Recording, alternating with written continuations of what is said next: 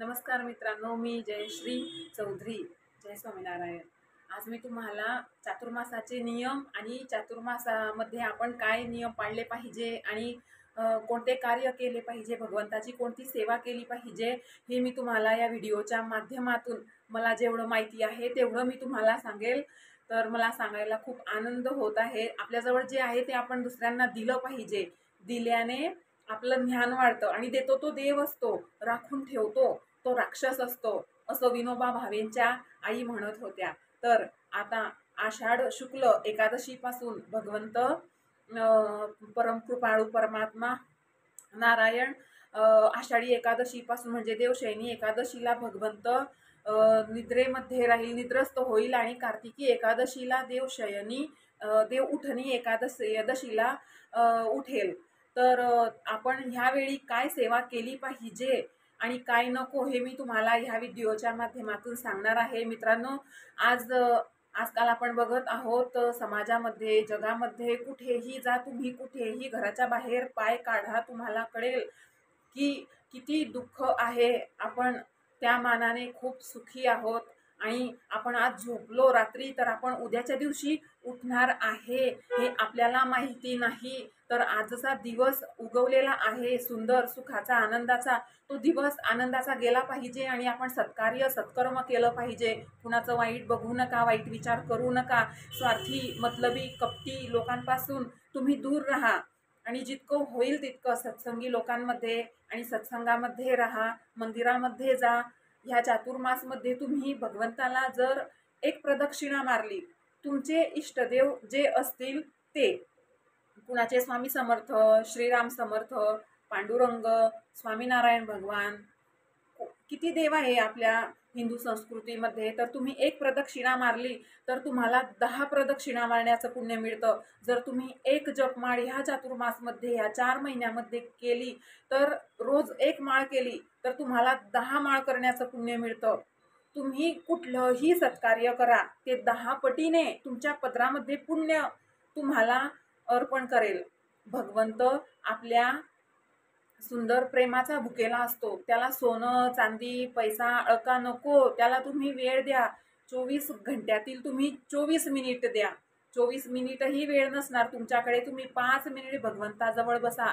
तुम्ही सकाळी उठल्यानंतर तुमचे सगळे कामं केल्यानंतर तुम्ही भगवंताजवळ बसा. भगवंता, मी आज ह्या कामासाठी बाहेर जात आहे, तर तू माझ्या सोबत राहा. भगवंता, चल माझ्या सोबत. हनुमान दादा, स्वामीनारायण भगवान, पांडुरंगा, माझ्या सोबत चल. मी ह्या कामाला जात आहे, माझं काम चांगलं होऊ दे. आणि तिकडनं घरी आल्यानंतर दिवसभर तुम्ही बाहेर काम करतात, तर तुम्ही बाहेरून आल्यानंतर भगवंताजवळ बसा आणि तुम्ही दिवसभरामध्ये तुम्ही कोणते चांगले काम केलं हे सांगण्याआधी, भगवंता, मी ह्या व्यक्तीचं आज मन दुखवलं, आज मी हे काम चांगलं केलं नाही.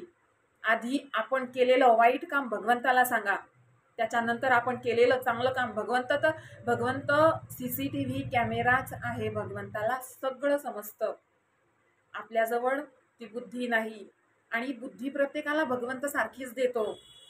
पण एकाच दरबारामध्ये राहून रक्त एकच होतं, पण विदुर वेगळा होता आणि धृतराष्ट्र वेगळा होता आणि पंडुराजा वेगळे होते. तिघांमध्येही अंतर होतं. धृतराष्ट्र अंधळा होता. ते त्याच्या आईच्या पोटातूनच तो तसा, गर्भातूनच तो तसा अंध जन्माला आला. ही त्याच्या आईची चुकी. ती गरोदर राहिल्यानंतर तिने चांगले आचरण केले नसणार, सत्कार्य सत्कर्म केले नसणार, तिचा मुलगा तसा जन्माला आला. तुम्ही ठरवायचं, आपल्याला मुलबाळ आहे म्हणून भारी भरू नये. आपल्याला मुलगा किंवा मुलगी भगवंताने आपल्याला मुलबाळ दिलं तर आपण भारी भरू नये. कारण मुलबाळ दिलं ना, तिथं आपलं कर्तव्य, आपली जबाबदारी संपत नाही. आपण त्यांना योग्य आचरण दिलं पाहिजे, त्यांना आपण योग्य ज्ञान दिलं पाहिजे. जगासोबत जग परिवर्तनशील आहे, समाज परिवर्तनशील आहे, आपण सुद्धा परिवर्तनशील असलो पाहिजे. आपण आधुनिकतेला स्वीकारलं पाहिजे, त्यासोबत आपण शास्त्राचाही आदर केला पाहिजे. आपण आपली संस्कृती विसरता कामा नये. उगीच मुलबाळ जन्माला घातलं आणि त्यांना तुम्ही व्यवस्थित चांगलं वळण नाही लावलं, चांगले संस्कार नाही लावले, तर तेच मुलबाळ 4 चौघामध्ये मोठं झाल्यानंतर तुमची इज्जत उधळेल हे नक्की, म्हणून मूलबाळ आहे म्हणून भारी भरू नका. आपलं मूलबाळ चांगल्या वळणाचं आहे आणि चांगल्या संस्कारांचं आहे आणि मी त्याला चांगलं वळण लावलेलं आहे, चांगले संस्कार लावलेले आहे. ह्या गोष्टीवर भारी भरा. अभिमान ह्या गोष्टीचा बाळगा की मी माझ्या मुलाला चांगलं वळण लावलेलं आहे. आज तेच लहान 7 वर्षाचं, 10 वर्षाचं, 11 वर्षाचं, 13 वर्षाचं बाळ तुम्हाला जर 4 चौघामध्ये खाली मान घालायला लावत आहे, तर तुम्ही आई होण्यास पात्र नाही. काय काम केलं तुम्ही? फक्त बाळाला जन्माला घातलं. आजकाल मी बघते गरोदर मुली, गरोदर लग्नानंतर म्हणजे गरोदर राहिल्यानंतर मुली पिझ्झा खायला जातात. काय काय बाहेरचं सगळं सगळं खातात बाहेरचं. तुम्ही घरामध्ये आपल्या स्वतःच्या हातांनी बनवलेलं खा. बाहेरचं कसं असतं कसं नाही. आजकाल रोगराई खूप वाढलेली आहे. कुणालाही सहज अटॅक येतो, कोणालाही कॅन्सर होतो, हे सगळं बाहेरचं खाल्ल्याने आणि वाईट विचार केल्याने तरच हे आजार निर्माण होतात. चातुर्मास आपल्याला हेच शिकवतो. मित्रमैत्रिणींनो, मायबापांनो, चातुर्मास आपल्याला हे शिकवतो. ह्या 4 महिन्यामध्ये तुम्ही एकादशी, देवशयनी एकादशीच्या दिवशी हातामध्ये पाणी ग्रहण करून तुम्ही संकल्प करा, मी ह्या 4 महिन्यामध्ये बाहेरचं खाणार नाही, योग्य तेच आचार करेल, योग्य तेच विचार करेल, मी सत्कार्य करेल. मी 3 पोळ्या खात आहे तर मी 2च पोळ्या खाईन. हा चातुर्मास आपल्याला आरोग्यावर लक्ष देण्यासाठी सांगतो. हा चातुर्मास आपल्याला पाप पुण्य कर्माकडे लक्ष द्यायला सांगतो. तुम्ही सत्संग करा. तुम्ही एक ड्रेस, तुम्ही एक साडी, 9 रंगाच्या नवरात्रमध्ये 9 साड्या नका घेऊ. एकच साडी घ्या, तिला स्वच्छ धुवायची, ती पुन्हा दुसऱ्या दिवशी घालायची, ती स्वच्छ धुवायची, ती पुन्हा दुसऱ्या दिवशी तिसऱ्या दिवशी घालायची. पण तुम्ही 9 साड्या घेऊ नका. एका साडीचे पैसे 500 रुपयाची साडी, तिला 150 रुपयाचा पेटीकोट आणि तिला 200 रुपयाचं ब्लाऊज आणि 100 रुपयाच्या बांगड्या, पैंजण वेगळे, नकली मंगळसूत्र वेगळं, कानातले वेगळे, एवढं तुमचे सगळे 1000 रुपये तुम्ही वाचवा. आणि ह्या चातुर्मासमध्ये, ह्या नवरात्रीमध्ये, ह्या गणपतीमध्ये, तुम्ही ह्या श्रावण सोमवारमध्ये, तुम्ही ह्या कार्तिक मासमध्ये एका गरीब परिवाराला 5 किलो साखर, 5 किलो तेल आणि 1 किलो साखरमध्ये टाकता ती पत्ती, चहापत्ती तुम्ही घेऊन द्या. तो परिवार 1 महिना तुमचं किती नाव घेईल? तुम्ही 1000 रुपयामध्ये 30 किलो नाही, आता महाग झालेले आहे गहू, तर 1500 रुपयामध्ये 30 किलो गहूची गोणी एका गरीब परिवाराला घेऊन द्या. तुम्हाला तो परिवार पोट भर जेवण केलं आणि तो परिवार, त्याचा आत्मा तृप्त होईल आणि तो आत्मा तुम्हाला किती आशीर्वाद देईल हे तुम्ही विचारही करू शकत नाही. आणि प्लस परमात्मा बघतो आहे की तुम्ही एका गरीब कुटुंबाचं पोट भरलं, 1 महिना का होईना, हे भगवंतही बघत आहे. तुमचे चांगले कपडे, तुम्ही किती मेकअप केला, तुम्ही सुंदर मंगळसूत्र, सोन्याचं मंगळसूत्र, सोन्याचे कानातले, हातामध्ये सुंदर बांगड्या घातल्या, हे भगवंत नाही बघत. भगवंत आपलं आचरण बघतो. भगवंत असं नाही म्हणत तुम्ही माझ्याजवळ सुंदर नटून थटूनच या, तुम्ही सुंदर नटून थटूनच उपवास करा. भगवंत हे म्हणतच नाही. योग्य आचरण ठेवा, कोणाचं मन दुखवू नका, कारण दुखवलेलं मन आणि दुखलेलं मन कधीही तुम्हाला चांगला आशीर्वाद देणार नाही. असं काही नाही की बोलूनच शाप देता येतो. ती व्यक्ती शांत आहे आणि तुमचं ऐकून घेत आहे, ती रडते आहे, तिचा आत्मा दुखला आहे, तिचा आत्मा तळतळ करत आहे, तर लक्षात ठेवा, 100 पटीने दुःख तुमच्या पदरामध्ये भगवंत टाकणार आहे. कारण तुमच्यामुळे ती व्यक्ती रडली आहे, तुम्ही त्या व्यक्तीचं मन दुखवलं आहे. तुम्ही संकल्प करा मित्रमैत्रिणींनो, मायबापांनो, की मी ह्या चातुर्मासमध्ये कुणाचं मन दुखवणार नाही, कुणाची चुगली करणार नाही, विनाकारण कुणाच्या घरामध्ये बापाला मुलापासून आणि सुनेला बापापासून वेगळं करणार नाही. त्यांना त्यांचं सुखी राहू द्या, तुम्ही तुमचं सुखी राहा. कुणाचा वाटा घेतला तर चालतो, पण कुणावर हुसू नका आणि कुणाचा वाटा घ्यायचा नाही. आपलं जे अधिकाराचं आहे ते भांडण करून घ्या आणि जे आपलं अधिकाराचं नाही ते डोळे बंद करून सोडून द्या. आपल्या हातावर विश्वास ठेवा. शेवटी आपला हात जगन्नाथ. कष्ट केलेलं पुरत नाही. मी सांगते ना माझा अनुभव. माझे मिस्टर 9-10 तास कंपनीमध्ये काम करतात आज त्यांना येतो 16-17 हजार पगार आहे, कटिंग वगैरे करून 13-14 हजार पगार त्यांचा शिल्लक पडतो. आम्हाला घरून आमचे बाबा देऊन चालवतात. आमच्या बाबाचं आम्हाला पुरत नाही, आमचा पगार आम्हाला पुरत नाही, तर विचार करा दुसऱ्याचं हरामाचं आम्हाला पुरेल का? यावरून मी विचार करते, जर आम्हाला आमच्या हक्काचं पुरत नाही, आमच्या कष्टाचं पुरत नाही, तर लोकांना काय मिळतं? दुसऱ्याच्या हक्काचं घेऊन. कुणाच्या हक्कावर आपला हक्क गाजवू नका. जे आपल्या ताटामध्ये भगवंताने वाढवून दिलेलं आहे ते पोटभर खा. ह्या चातुर्मासमध्ये संकल्प करा, हे भगवंता मी कोणाच्या ताटातलं घेणार नाही. अरे मागून खा, वेळ पडली तर भीक मागायला बसा, पण कोणाच्या हक्काचं कधीही खाऊ नका. भगवंत तुम्ही लक्ष ठेवा. विचार करा, तुम्ही महाभारतामध्ये दुर्योधनाने पांडवांचाही हिस्सा घेऊन घेतला. त्याच्या घरामध्ये बोलणारा त्याचा मामा होता. मामाने सगळ्या परिवाराला उद्ध्वस्त केलं. दुर्योधन त्याने पांडवांचा हिस्सा खाल्ला. त्याला काय पुरलं?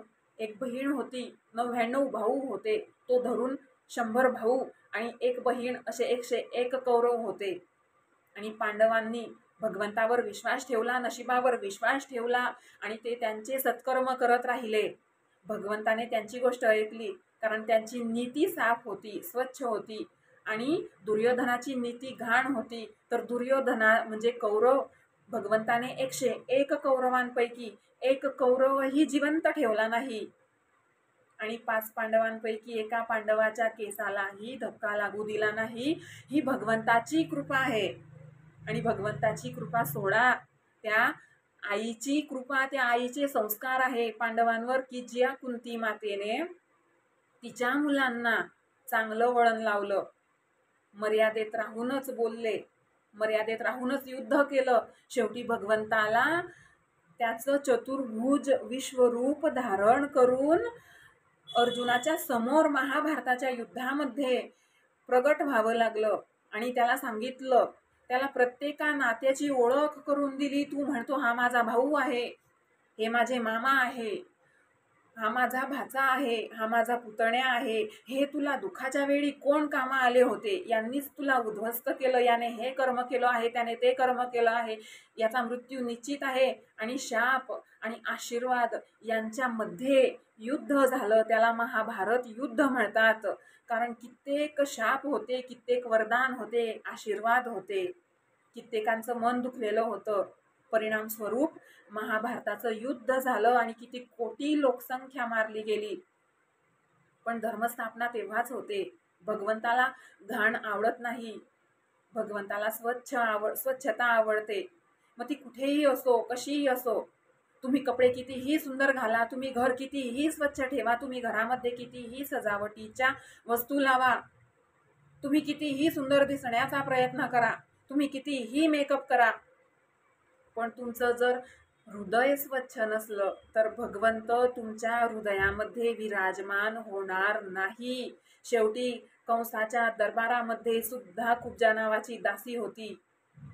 किती अक्राळ विक्राळ तिचं शरीर होतं, भगवंत तिच्या हृदयामध्ये होता. ती एक दासी होती. जर त्या कुरूप कुब्जा दासीला भगवंत प्रसन्न झाला आणि तिचं दुःख दारिद्र्य मिटवलं, तिची शारीरिक सर्व पीडा भगवंताने नाहीशी केली, आपली करणार नाही. विश्वास ठेवा. शेवटी विश्वास, श्रद्धा विश्वास रूपिणो असं शास्त्रकार म्हणतात. अरे वेश्येचाही धर्म शुद्ध असतो. तुम्ही स्वामीनारायणची कथा वाचा, तुम्ही वचनामृत वाचा, तुम्हाला कळेल. भगवंताने एका वेश्येच्या हाताच्या पोळ्या खाल्लेल्या आहे, तिच्या घरची कणिक घेतलेली आहे. महादेवाचं सुद्धा एका वेश्येचं चरित्र आहे. ती वेश्या होती, पण तिने भगवंताला सर्वस्व मानलं होतं. ती वेश्या होती, पण ती तिच्या कर्माशी निगडीत आणि तिचं कर्म चांगलं होतं, तिची शुद्ध भावना होती. वेश्यालाही धर्म असतो. आपण तर माणसं आहोत, एकमेकांचं वाईट बघतो. छोट्याशा प्रॉपर्टीच्या तुकड्यासाठी बाप आणि मुलामध्ये भांडण लावतो, बापाला मुलापासून दूर ठेवतो, सुनेला बापापासून दूर ठेवतो. आपली स्वतःची मुलगी आनंदात राहावी म्हणून आपण भगवंताजवळ प्रार्थना करतो. मग आपण आपल्या घरामध्ये सून आणलेली आहे, तिचा बाप भगवंताजवळ प्रार्थना करत नसणार का? त्याने तर त्याचाही काळजाचा तुकडा दिलेला आहे, तुमचाही काळजाचा तुकडा तुम्ही दुसऱ्या घरी देतात आणि दुसऱ्याच्या काळजाचा तुकडा तुम्ही तुमच्या घरी आणतात. आमची सून अशी, आमची सून तशी असं बोलण्याच्या आधी तुम्ही स्वतः विचार करा. तुमच्या सुनेच्या अंगावरचे जे कपडे आहे ते तुमच्या मुलींच्या चॉईसचे आहे. तुम्ही स्वयंपाक जो करतात सणावाराला, तुमच्या मुलींच्या आवडीचा स्वयंपाक असतो. तुम्ही कुठल्याही गोष्टीमध्ये मुलींना समोर ठेवतात, मुलींना आदर देतात, मुलींना तुम्ही सगळ्या गोष्टीमध्ये पुढाकार देतात. मग सून तुम्ही भांडी आणि धुणं आणि तुमच्या मुलांचे डबे करण्यासाठी आणतात. तुम्ही कितीही सत्कार्य करा, पण भगवंताची जी इच्छा आहे त्या इच्छेच्या शिवाय तुम्हाला ते वरदान मिळणारच नाही जे तुम्हाला पाहिजे आहे. तुम्ही लोकाच्या मुलीला आनंदात ठेवा. संकल्प करा, मी माझ्या सुनेला कधीच माझ्या मुलींचं ऐकून वाईट बोलणार नाही. तुम्ही संकल्प करा, मी माझ्या मुलाला माझ्या मुलींचं ऐकून वाईट बोलणार नाही. इकडे तुम्ही तुमची सून आनंदात ठेवाल, भगवंत 10 पटीने तुमच्या पदरामध्ये आनंद आणि सुख टाकेल. ते सुख म्हणजे तुमच्या मुली तिकडे आनंदी राहतील. आणि गरीब श्रीमंत काय करायचं हो? संकल्प करा, मी गरीब आणि श्रीमंत असा भेदभाव कधीच करणार नाही. आपली सून आपल्या घराची लक्ष्मी असते, आपली मुलगी आपल्या घराची लक्ष्मी नसते, ती दुसऱ्याच्या घराची लक्ष्मी असते आणि ती तिच्या घराची लक्ष्मी असते. शेवटी दुसऱ्याच्या घराची लक्ष्मी आपल्या घरात शोभून दिसत नाही, हे लक्षात ठेवा.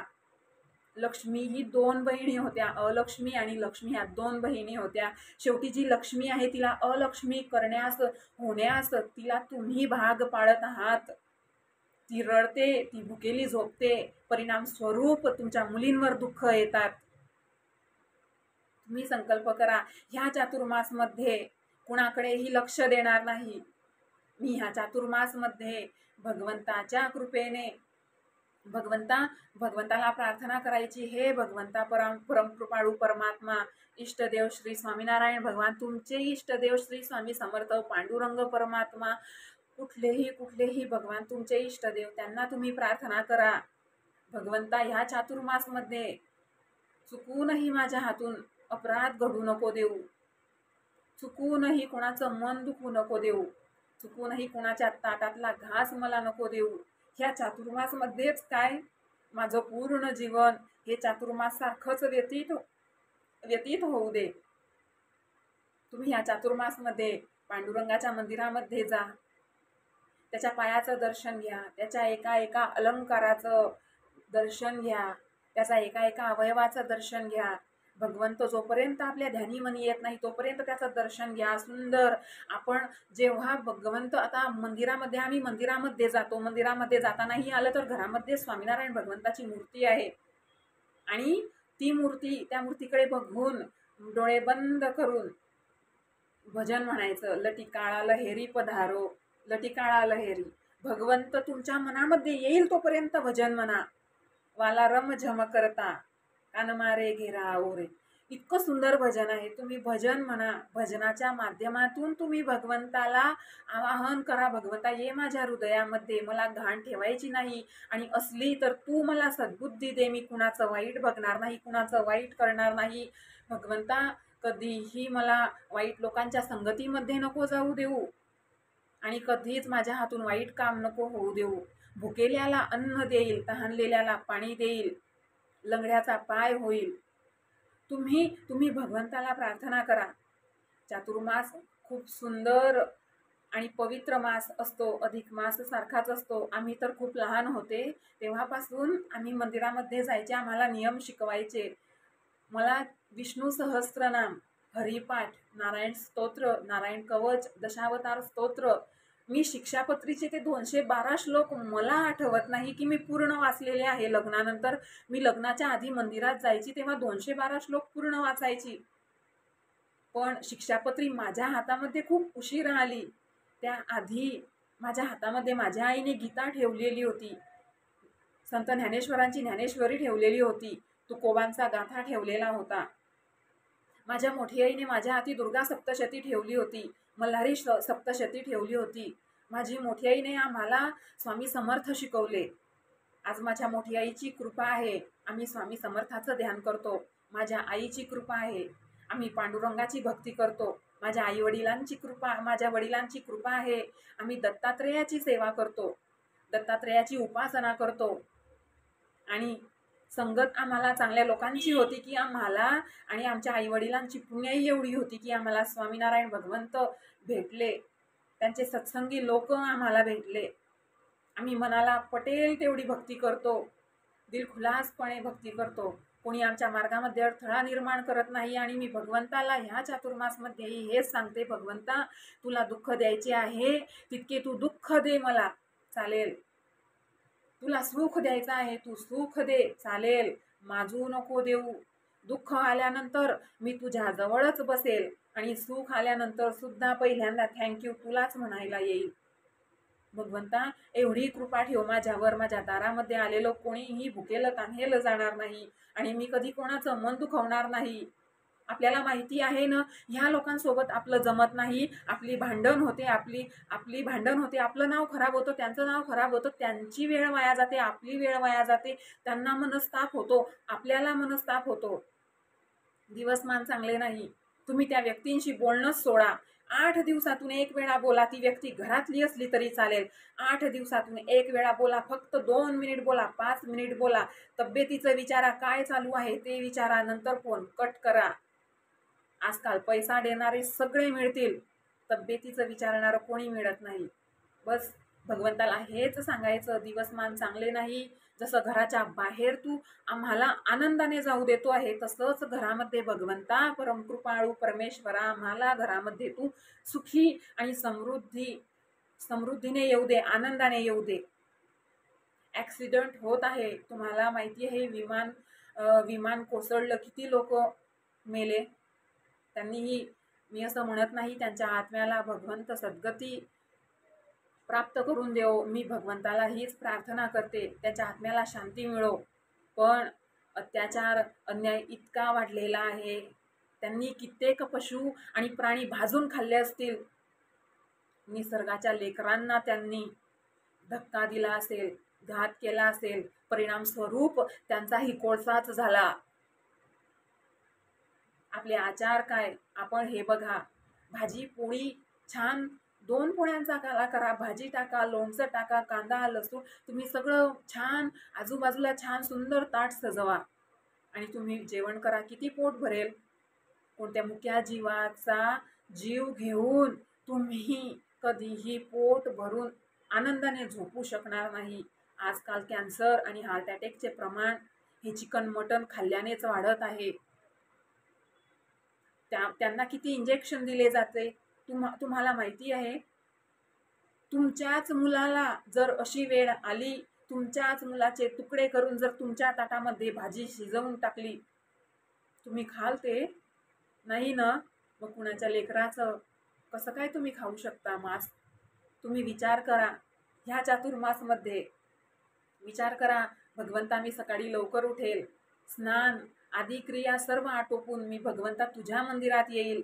जर तुझ्या मंदिरात नाही येऊ शकली तर माझ्या घरामध्ये जे देवघर आहे त्याच्यामध्ये जे माझे परमकृपाळू परमात्मा स्वामी समर्थ, पांडुरंग, स्वामीनारायण भगवान, माझी कुलदेवी, माझा बाळकृष्ण, माझे खाटूश्याम, माझा कोणताही वगैरे वगैरे कोणताही भगवंत विराजमान असेल, मी त्याची अंघोळ करेल, सगळं देवांची अंघोळ करेल, छान फुलं त्यांना अर्पण करेल, सुंदर चंदन अत्तर सुंदर सुवासिक फुलं त्यांना देईल, चंदनाने अंघोळ घालेल, त्यांना मी प्रेम करेल, त्यांना लढीवाळ लावेल, त्यांना खूप खूप प्रेम देईल. माझ्या परिवारातल्या सदस्यांसारखं त्याला प्रेम देईल. मी गणपती, हनुमान दादा, कुलदेवीची आरती, माझ्या इष्टदेवांची आरती, मी ह्या आरत्या बोलेल. तुम्ही संकल्प करा, मी घरामध्ये रोज ओम नमो भगवते वासुदेवायची 1 माळ, गणपती दादाची 1 माळ, हनुमान दादाची 1 माळ, पांडुरंगाची 1 माळ, तुम्ही 1 माळ भगवंताच्या कराल. तुमचे जे इष्टदेव, मी सांगत नाही की तुम्ही हनुमान दादाचीच माळ करा, मी सांगत नाही की तुम्ही स्वामीनारायण भगवंताचीच माळ करा, मी सांगत नाही की तुम्ही विष्णू सहस्त्र नामच वाचा. तुम्हाला जे आवडेल ते तुम्ही करा. तुम्ही महादेव शैवपंथी आहे तर तुम्ही शिवाची आराधना करा, शिवरुद्राभिषेक करा. नियम आहे चातुर्मासाचे. 1,00,000 जप चातुर्मासमध्ये केले पाहिजे, 1,00,000 माळा केल्या पाहिजे, 1,00,000 प्रदक्षिणा मारल्या पाहिजे, 1,00,000 पारायण केले पाहिजे. होईल का तुमच्याने एवढं? लाखांनी नका करू, हजारोने तरी होईल. आणि नाही झालं, भगवंताला रोज तुम्ही संकल्प करा फक्त की भगवंता मी 11 माळा नक्की करेल, 11 प्रदक्षिणा, 21 प्रदक्षिणा मारेल तुझ्या मंदिरामध्ये येऊन, मी विष्णू सहस्त्रनाम वाचेल, मी नारायण स्तोत्र वाचेल, मी हरिपाठ वाचेल. मी तर नियम ठेवलाय बाबा माझा. आत्ताची जी एकादशी झाली त्या एकादशीपासूनच मी नियम ठेवला. पांडुरंगाच्या मंदिरात जाईल, 108 प्रदक्षिणा मारील, रोज हरिपाठ आणि विष्णू सहस्त्रनाम बोलेल. आणि माझी स्वामीनारायणची सेवा तर असतेच. आम्ही भरेली नजरू राखो नारायण मुनी देवरे, हे भजन मला खूप खूप खूप आवडतं. आणि मोगराना फूल सखी मोगराना फूल, श्रीजीने प्यारा बहू मोगराना फूल, हे भजन मी तोपर्यंत बोलते जोपर्यंत माझा भगवंत मी डोळे बंद करते आणि माझ्या समोर जसाचा तसा नाही येत, तोपर्यंत मी हे भजन म्हणते. 1 वेळा होईल, 2 वेळा होईल, 3 वेळा, चौथ्यांदा भगवंत बरोबर माझ्या डोळ्यासमोर येतोच. तुम्ही मनामध्ये श्रद्धा ठेवा. विनाकारण इथे तिथे बसून याची त्याची चुगली करून काय मिळतं? भगवंताच्या सान्निध्यात राहा. तुमच्या घरातली सगळी निगेटिव्हिटी बाहेर जाईल. हा मला आलेला अनुभव आहे. माझ्या वडिलांच्या घरी, माझ्या वडिलांच्या बाबतीत आम्हाला आलेला सगळ्यात मोठा अनुभव आहे. आणि आताही मला लग्न झाल्यानंतर माझ्या मिस्टरांच्या बाबतीत मी केलेला देवधर्म माझ्या मिस्टरांना खूप कामा आलेला आहे, बऱ्यापैकी कामा आलेला आहे. आणि मला जेव्हा समाजातले आजूबाजूचा जो परिसर आहे त्यातले जे लोक असतात, आपले ओळखी पाळखीचे नातेवाईक, आपल्या गावशिवचे लोक, ते मला बोलतात तू प्रमोदला खूप चेंज केलं. मी कोणत्याही ब्राह्मणाजवळ गेली नाही, भक्ताजवळ गेली नाही, मी काहीच केलं नाही. मी फक्त आणि फक्त गुरूंच्या वचनावर विश्वास ठेवला. गुरु मला हेच सांगतात, तू भगवंतावर आतापर्यंत जी जी निष्ठा ठेवलेली आहे, जी श्रद्धा ठेवलेली आहे, तीच श्रद्धा तू आताही भगवंतावर ठेव. त्याच निष्ठेने आणि त्याच श्रद्धेने आणि त्याच विश्वासाने भगवंताला तू आवाहन कर. तू तुझ्या नवऱ्याचं दुःख सांग, तुझं दुःख सांग, भगवंत नक्की मार्ग काढेल. 100 दुःखांपैकी 50% दुःख माझे नाहीसे झाले. आज मला मुलबाळ नाही. कित्येक लोक बोलतात, कित्येक काय घरातलेच लोक बोलतात, स्वामीनारायण स्वामीनारायण करते, स्वामीनारायणाले पोरगा माग. मूर्ख आहे ते लोक जे माझ्या भगवंतावर आणि माझ्या भक्तीवर, माझ्या उपासनेवर बोट ठेवतात. एवढंही कळत नाही का?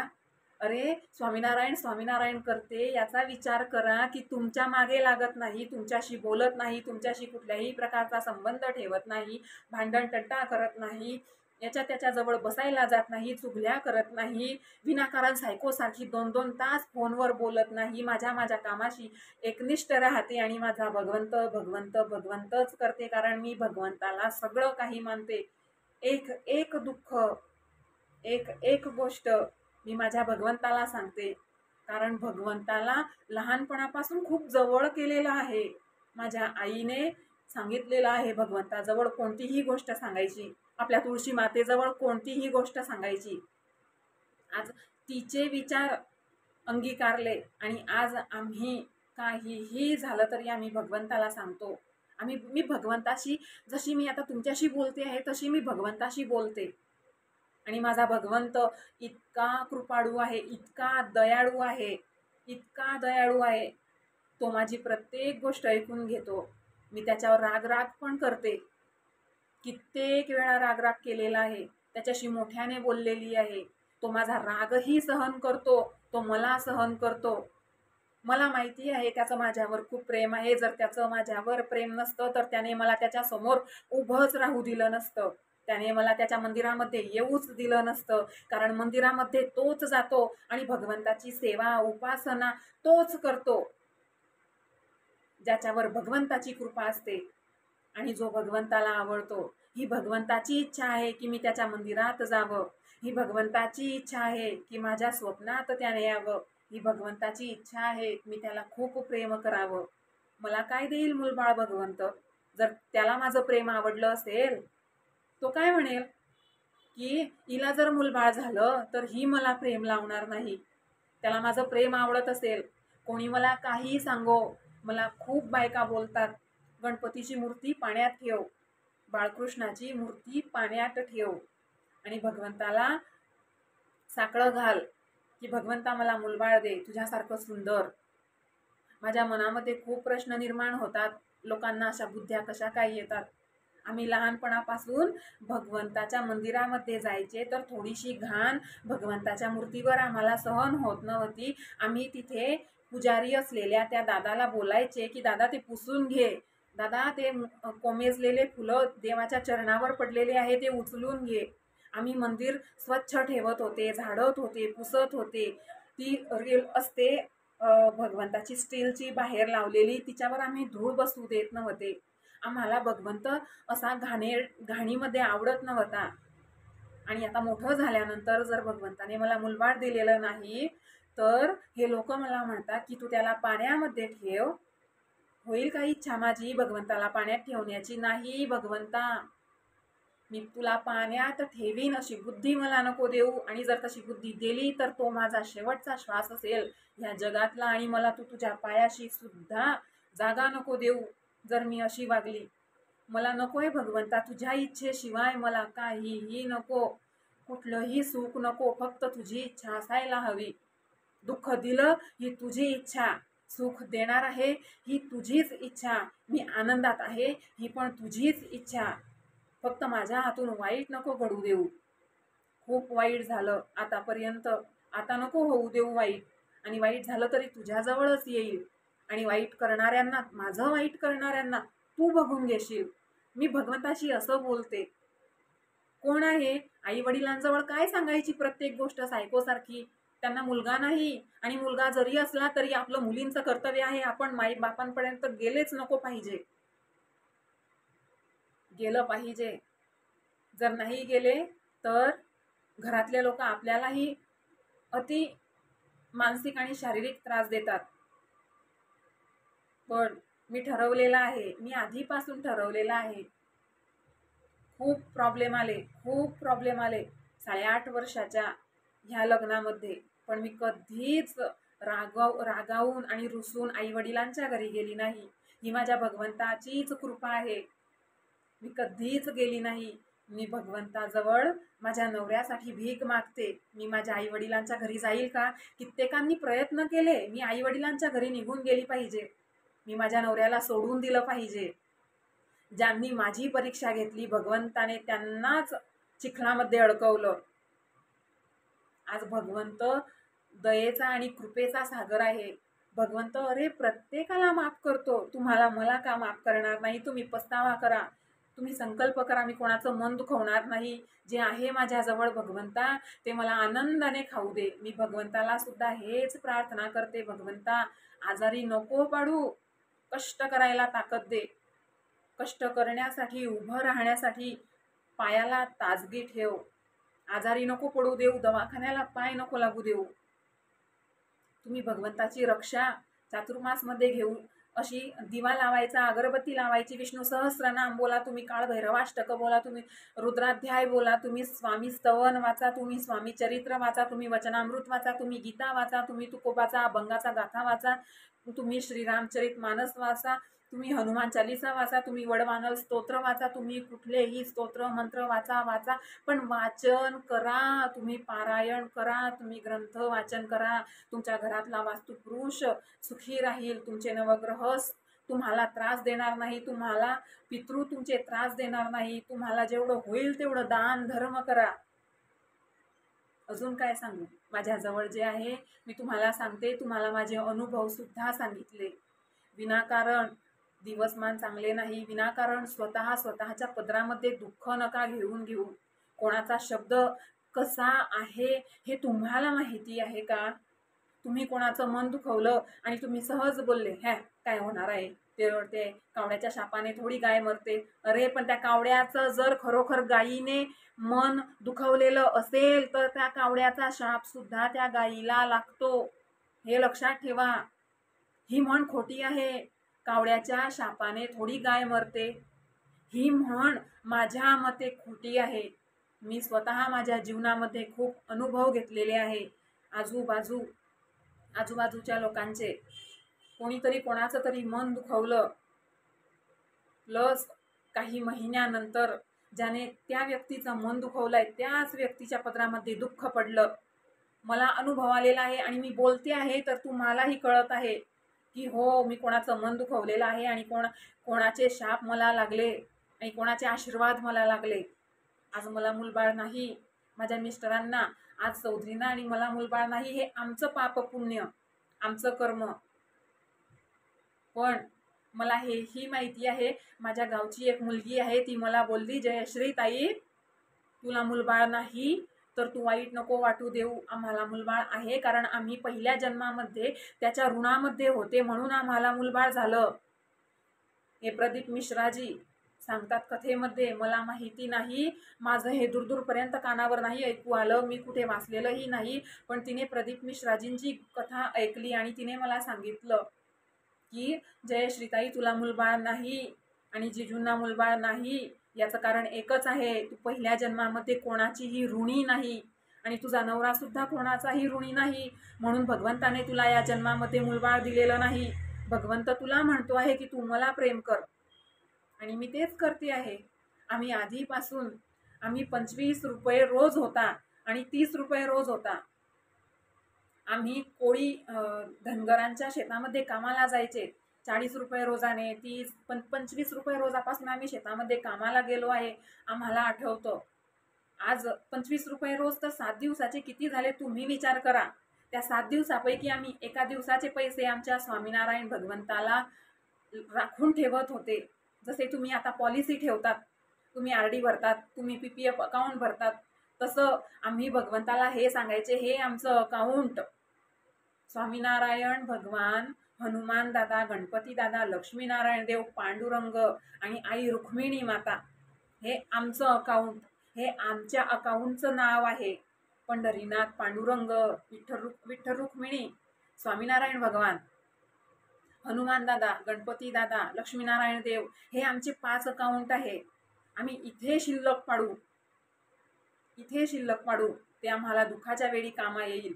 असे खूप अनुभव आहे की डोळ्यामध्ये अश्रू येतात, पण भगवंत त्याची कृपा आपल्यावर ठेवतो. ते अश्रू कोणाला दिसू देत नाही आणि ते अश्रू पापणीच्या खाली पडू देत नाही. ही भगवंताचीच कृपा आहे. दुखवू द्या कोणाला, कोण तुमचं मन दुखवत आहे, पण तुम्ही कर्तव्य आणि जबाबदारी पार पाडण्यामध्ये मागे राहू नका. आज त्याच्यावरती वाईट वेळ आहे, ती वेळ आपल्यावर आली तर भगवंताजवळ प्रार्थना करा, सगळ्यांना आनंदी ठेव, त्याच्यानंतर मला आनंदी ठेव, सगळ्यांना सुख दे, समृद्धी दे, त्याच्यानंतर सगळ्यात शेवटी मला आनंदी ठेव. आणि भगवंता तुझ्या दासाचाही दास होऊ दे मला, म्हणजे दासानुदास सेवा मला मिळू दे. भगवंता मला नाही गरज, मी तुझी सेवा नाही मला भेटली भगवंता चालेल, नको देऊ, तू तुझ्यापर्यंत मला नको येऊ देऊ, पण भगवंता तुझा जो दास आहे ना त्याचाही दास मला होऊ दे.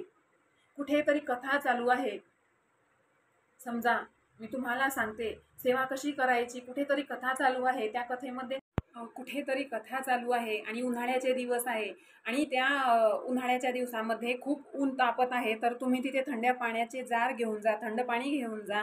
हिवाळ्याचे दिवस आहे, कथा चालू आहे, तर तुम्ही तिथं त्यांना चहा पाणी द्या, जी सेवा मिळेल ती सेवा घ्या.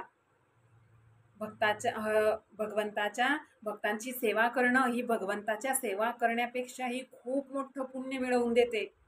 आज तुम्ही जर हरिभक्तांची सेवा केली तर भगवंत आपली सेवा करतो. भगवंत काय म्हणतो, तू तेरे नाम में, तू मेरे नाम में तो मैं तेरे काम में, तू तेरे काम में तो मैं मेरे धाम में, असं भगवंत म्हणतो. आणि कधीही जो देवदेव करतो त्याला कधीही नाव पाडू नका. एवढं लक्षात ठेवा, त्याने जे पाप केलं ते पाप तुम्ही धूत आहे, कारण तो देवदेव करत आहे आणि तुम्ही त्याच्या चुगल्या करत आहे, तुम्ही त्याला नाव पाळत आहात, तुम्ही त्याच्यावर बोटं ठेवत आहात. तर भगवंत तो देवदेव करतो आहे, त्याच्या पुण्याच्या खात्यामध्ये पुण्य गोळा करेल आणि त्याच्या पापाच्या खात्यातलं पाप तुमच्या खात्यामध्ये ट्रान्सफर करेल. भगवंत खूप क्रिमिनल डोक्याचा असतो, तो आपल्याला लगेचच कुठल्याही कर्माचं फळ देत नाही. तो योग्य वेळी योग्य फळ देतो. तुम्ही लक्षात असू द्या. आता तुम्ही ठरवा तुम्हाला चातुर्मासमध्ये कुठली सेवा करायची आहे, काय करायचं आहे, तुम्हाला पुण्य मिळवायचं आहे की पाप मिळवायचं आहे, तुम्हाला कुणाचं मन दुःखात राहायचं आहे की तुम्हाला कुणाला आनंदात ठेवून तुम्हाला स्वतःला आनंदात राहायचं आहे. आता हे तुम्ही ठरवा. शेवटी आईवडिलांचे संस्कारच आपल्याला घडवत असतात आणि ही घाणबुद्धी आपल्याला आईच्या गर्भातूनच आलेली असते. आपण देवधर्म करत आहोत, आपण दानपुण्य करत आहोत, हे सहज नाही मिळत. आपल्याला आपल्या आईच्या गर्भातून शिकून यावं लागतं. आणि जर तुम्ही गरोदर आहात तर तुम्ही सत्कर्म करा की तुमचं बाळ सुद्धा तसंच वागेल. आजच युग social media, YouTube, Facebook, WhatsApp, AI ॲपवरून काय काय दिसत आहे आपल्याला तुम्ही नाही समजू शकत. तुम्ही म्हणजे मी पण त्यामध्ये वाहून जात आहे. पण आपण ह्या सोशल मीडियाच्या ह्या जगामध्ये स्वतःला कसं कंट्रोल ठेवलं पाहिजे हे आपल्याजवळ पाहिजे. आपल्याला कळलं पाहिजे. आपण योग्य तेच घ्या, वाईट ते सोडून द्या. तुम्ही गहू निवडताना तुम्ही खडे फेकून देतात आणि गहू घेतात दळणासाठी. तसंच करायचं. दिवसमान चांगले नाही, चांगल्या योग्य व्यक्तीची संगत तुम्हाला लाभू द्या. स्वतःला तुम्ही त्या व्यक्तीच्या संगतमध्ये राहा. तुम्ही चांगल्या व्यक्तीच्या सोबत राहाल तर तुम्हीही चांगले घडाल. शेवटी ओल्या मातीच्या गोळ्याला आकार देता येतो. तुम्ही तुमच्या मुलांनाही तसंच घडवा. जो सत्संग तुम्हाला मिळाला नाही, तुम्ही विचार करा, जर मला सत्संग मिळाला नाही तर माझे हे हाल आहे. आजच्या मुलांना तर कार्टूनच आई दाखवते मोबाईलवर. त्या मुलांना भगवंत काय कळेल. तो रडला की त्याला मंदिरात घेऊन जा, त्याला सुट्टीच्या दिवशी मंदिरामध्ये घेऊन जा. जसं फिरायला नेतात तसं एकादशी, अमावस्या, पौर्णिमा, चावदस, तेरस या शुभ दिवशी तुम्ही भगवंताच्या मंदिरामध्ये आपल्या मुलांना घेऊन जा. त्याला संस्कृती शिकवा, त्याला संस्कृतीचे पाठ द्या, त्याला आपली धार्मिक परंपरा शिकवा, त्याला मोठ्या व्यक्तींचे विचार सांगा, त्याला डॉक्टर बाबासाहेब, शाहू फुले, आंबेडकर हे शिकवा. तुम्ही ज्योतिबा फुले, विवेकानंद, गांधीजी हे शिकवा. तुम्ही हिरोईनचे पिक्चर नका दाखवू. त्यांचं वळण खराब होत आहे आणि त्यांचं भविष्य तुम्ही स्वतः खराब करत आहे. हे तुम्ही लक्षात असू द्या. आपल्या मुलांचं भविष्य आपल्या हातामध्ये आहे. शेवटी तुम्हाला ठरवायचं आहे आपले मुलं कसे पाहिजे. आणि ह्या चातुर्मासमध्ये तुम्ही नक्की भगवंताची सेवा करा. तुम्ही जे काय सत्कार्य कराल ते तुम्हाला 10 पटीने पुण्य होऊन तुमच्या पदरामध्ये भगवंत पाडेल. तुम्ही जपमाळ करा, तुम्ही ग्रंथ पारायण करा, ज्ञानेश्वरी, गीता वाचा, तुम्ही रामचरितमानस वाचा, तुम्ही दीपदान करा, तुम्ही कनकदान करा, तुम्ही जे होईल अन्नदान, वस्त्रदान, तुम्ही जे होईल ते तुम्ही दान करा. तुमच्या झोळीमध्ये भगवंत 10 पटीने पुण्य तुम्हाला प्राप्त करून देईल. आणि भगवंत बघतो आहे. त्या भगवंताला मोबाईलच्या कॅमेऱ्याची गरज नाही. तो स्वतः मोठा कॅमेरा आहे. तो त्याच्या कॅमेऱ्यामध्ये सगळं कैद ठेवतो, आपलं पाप पुण्य. मला जे आवडलं मी ते तुम्हाला बोलली. माझ्याजवळ जे होतं मी तुम्हाला तेच सांगितलं. काही चुकी झाली असल्यास मला लहान समजून माफ करा. आणि व्हिडिओ आवडल्यास कमेंट करा, शेअर करा, लाईक करा, सबस्क्राईब करा. जय स्वामीनारायण, जय कष्टभंजन देव. हर हर महादेव.